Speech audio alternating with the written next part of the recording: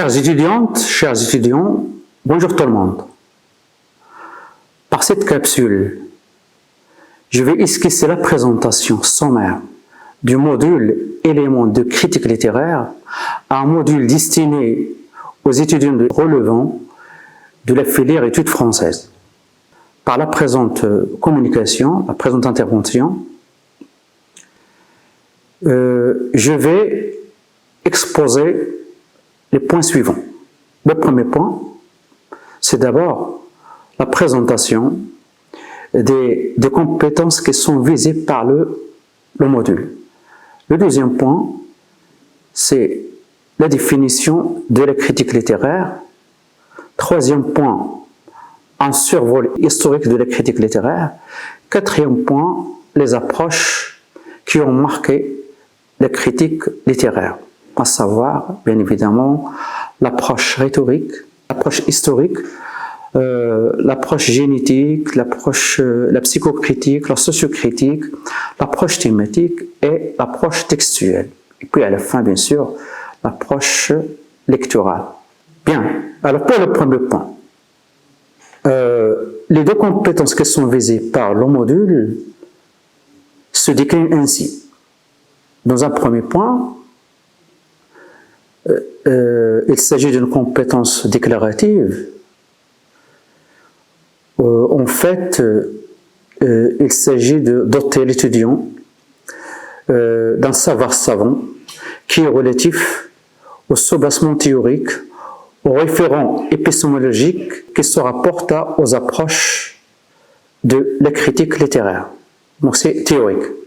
Le deuxième point, la deuxième compétence est une compétence procédurale, un savoir-faire qui consiste à allier la pratique à la théorie, c'est-à-dire inviter les étudiants à mobiliser les approches en question pour analyser un texte littéraire. Voilà donc les deux compétences qui sont visées par ce module. Alors, le premier point, donc, c'est vers une définition de la critique littéraire. Il est intéressant de dire que la définition de la critique littéraire elle est un peu plurielle. Et donc, elle est plurielle, mais je m'en tiens globalement aux définitions qui sont données par Garthamine-Joël et Albin Michel dans son ouvrage Dictionnaire des notions et genres littéraires. Pour les deux théoriciens, la critique littéraire est un acte intellectuel par le biais duquel on émet un jugement, une appréciation d'une œuvre littéraire. Il faut savoir, comme disait Fayol dans son ouvrage La critique littéraire avait mauvaise presse, avait une mauvaise réputation. On l'assimilait au pédantisme, on l'assimilait à la bêtise, on l'assimilait à la complexité. Donc c'était mal vu, mais par la suite, on a redoré le blason de la critique littéraire. La critique littéraire est une critique qui a connu plusieurs tendances. On distingue une critique qui est orientée vers l'œuvre littéraire, une critique qui est orientée vers le contexte, une critique qui est orientée vers l'auteur, et une dernière critique qui est orientée vers la lecture et l'acte de lecture. Et là, je fais allusion à ce qu'on appelle l'esthétique de la réception. La critique littéraire assume une triple fonction, la fonction de description, d'interprétation et d'évaluation. La critique littéraire se présente sous deux formes. La première forme, la forme journalistique, qui transite par les médias, par la radio, par la télévision, etc. Et puis, deuxième forme, c'est une forme littéraire, c'est-à-dire qui s'attache à mettre en avant les savoirs savants relatifs à la critique littéraire, à l'analyse littéraire et à la théorie littéraire. Et là, je fais également allusion à ce qu'on appelle la critique universitaire. Donc voilà, grosso modo, pour la définition de la critique littéraire. Je passe maintenant à un survol historique de la critique littéraire.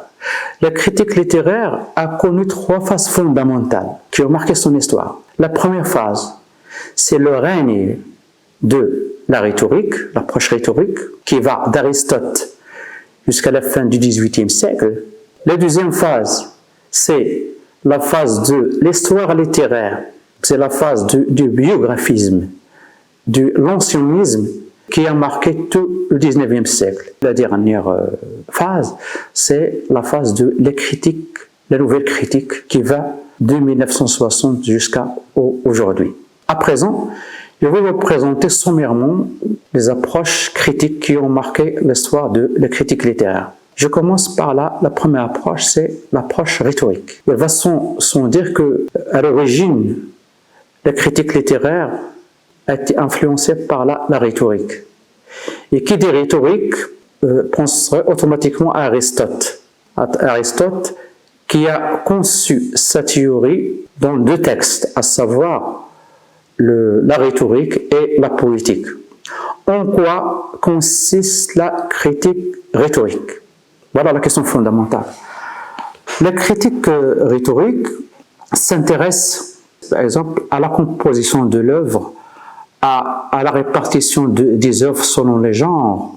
Également, le but également de cette critique, c'est de voir dans quelle mesure une œuvre littéraire se conforme aux normes scripturales qui sont fixées par Aristote. Donc une œuvre littéraire qui n'est pas conforme à ces règles génériques, c'est une œuvre qui est complètement ratée. Il faut également ajouter que dans cette critique, dans cette optique, c'est-à-dire dans cette critique rhétorique, il s'étoffe parfois par des commentaires grammaticaux, par le recensement des figures du style, par la recherche du degré de la persuasion de cette œuvre littéraire. Donc le travail sur la forme, il prime beaucoup davantage dans cette approche littéraire. En fait, cette approche-là, on peut la qualifier d'approche formelle, parce qu'elle s'intéresse beaucoup plus au côté formel, mais il néglige le fond, il néglige le sens, ça masque le sens, ça ne permet jamais d'entrer dans l'œuvre. C'est périphérique, le sens de l'œuvre n'est jamais mis en avant. Donc cette critique a été remise en question parce qu'elle est morcelante, elle est parcellaire, et puis elle va dans le sens des détails. Par exemple, si on a une œuvre littéraire, on essaie de l'analyser réplique par réplique, phrase par phrase, ça veut dire d'une manière linéaire. Et donc le sens du détail prime dans cette approche.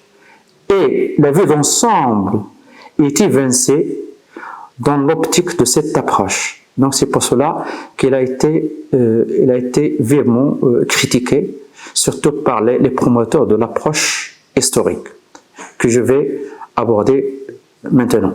Alors, donc la deuxième approche, c'est l'approche historique. L'approche historique, elle a été développée au XIXe siècle par réaction aux dysfonctionnements, aux incohérences qui ont marqué l'approche rhétorique.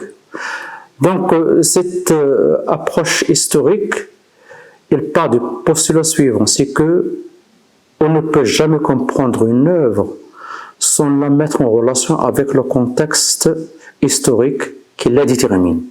Pour comprendre, par exemple, l'œuvre littéraire de Pascal, elle est incontournable de prendre connaissance de l'aquarelle des jansénistes et des jésuites. Donc c'est intéressant. Ça veut dire le contexte éclaire l'œuvre. On ne peut pas s'en passer. Voilà. Et donc également le sens de l'œuvre, d'après cette approche, c'est d'abord le sens donné par l'auteur. Mais c'est également le sens qui est donné par le lecteur. La lecture, le sens d'une œuvre dépend du contexte historique dans lequel s'inscrit l'œuvre littéraire. La compréhension, c'est-à-dire la réception de l'œuvre, on ne reçoit pas l'œuvre de n'importe quelle façon. Donc c'est le contexte qui détermine notre façon, notre manière de la recevoir, notre manière de la comprendre. On voit donc déjà ici les signes avant-coureurs, bien sûr, qui marqueraient la genèse d'une approche prospective, à savoir l'esthétique de la réception. Cette approche historique, elle est marquée également par l'apport de beaucoup de promoteurs. Je cite par exemple Sainte-Beuve. Sainte-Beuve élaborait ce qu'on appelait les portraits littéraires. Qu'est-ce que ça veut dire, les portraits littéraires? Pour comprendre un auteur, il faut travailler sur toute sa production esthétique et essayer de dégager le tempérament, l'âme de l'auteur. Donc c'est une approche psychologique qui aboutit qui permet de brosser finalement le portrait littéraire d'un écrivain, bien sûr à partir de sa production littéraire. Et donc pour ce faire, il fallait donc interroger les salons que l'auteur a fréquentés, il faut interroger ses fréquentations, il faut interroger également ses lectures, ses amitiés, ses voyages. Tout cela concourt donc à mettre en relief le tempérament de l'auteur, à mettre en relief, à élaborer, à forger ce qu'on appelle le portrait littéraire d'un écrivain. Sainte-Beuve a mis en place ce qu'on appelle le biographisme. Ça veut dire on explique l'œuvre littéraire par le truchement de la biographie de l'auteur en question.